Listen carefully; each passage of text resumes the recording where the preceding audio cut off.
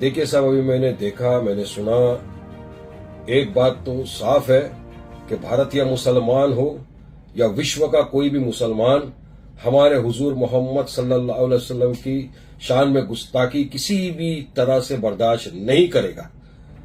ये गुस्ताखी बर्दाश्त के काबिल नहीं है। आप हमारे prophet Muhammad peace be upon him के बारे में इस तरह के अल्फाज इस्तेमाल करने वाले होते कौन है आप? अरे आप एक महाराज हो, संत हो, ज्ञानी हो, जो भी हो, तो आप पे दायित्व बनता है कि आप इस तरह की बात न करें जिससे सांप्रदायिक तनाव पैदा हो, दूसरे रिलीजन के इमोशंस को हर्ट हो।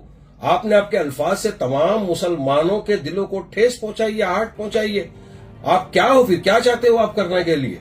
किसने आपको अनुमति दिया? आपको तो आपके धर्म में जब आप गए थे जहां पे भाषण देने, तो आपको तो आपके धर्म के बारे में बात करना था, लोगों को जागरण कराना था, अच्छी अच्छी बातें बोलना था। उसकी जगह आप इस्लाम के खिलाफ बात कर रहे हो, आप मुसलमानों के प्रति नफरत पैदा करने की बात करो, नफरत फैला रहे हो आप। इसी तरह हमारे मुफ्ती सलमान अजहरी साहब ने एक मर्तबा किसी धर्म विषय का नाम लिए बिना कुछ बोल दिया था जिससे किसी की सेंटीमेंट्स को हर्ट भी नहीं हुआ, तब भी उनके खिलाफ एफआईआर कर दिया। सलमान अजहरी साहब आज भी गुजरात की जेल में बंद है, उनकी बेल भी नहीं हो रही, रिजेक्ट हो रही।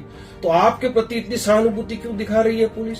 अभी हमारे जो महाराष्ट्र के एक्स एमपी है इम्तियाज भाई, उन्होंने उलेमाओं के साथ मिलकर वो औरंगाबाद में गए, कमिश्नर को मिले, आवेदन दिया है। उन्होंने वहां पे एक निवेदन पेश किया है कि आप इसके खिलाफ सख्त कार्रवाई करें।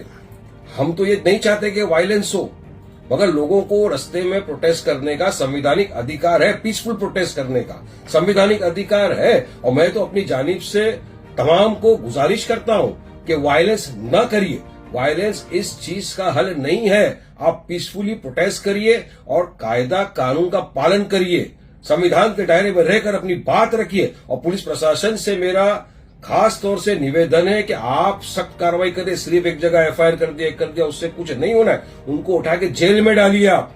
लेकिन सरकार नहीं चाहती, सरकार चाहती है कि किसी भी तरह से हिंदू मुसलमान हो। सरकार पता है महाराष्ट्र के अंदर चुनाव आने वाले हैं, महाराष्ट्र के सरकार पूरी तरह से भाजपा की सरकार फेल हो चुकी है। अब उनके पास कोई मुद्दे बचे नहीं है। लोग बोलते हैं कि भाई हमको रोजगार कब मिलेगा? बेचारा युवा रोजगार के लिए तड़प रहा है, आप उसको रोजगार नहीं दे सकते।